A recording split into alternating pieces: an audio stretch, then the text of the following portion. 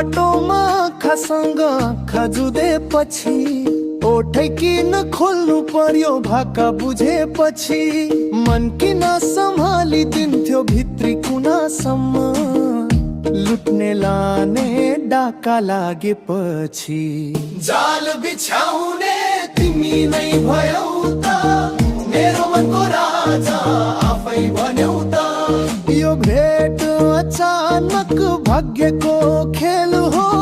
तिम्रो साथ नभए हर पल झेल हो दो बाटोमा खासँग खजुदे पछि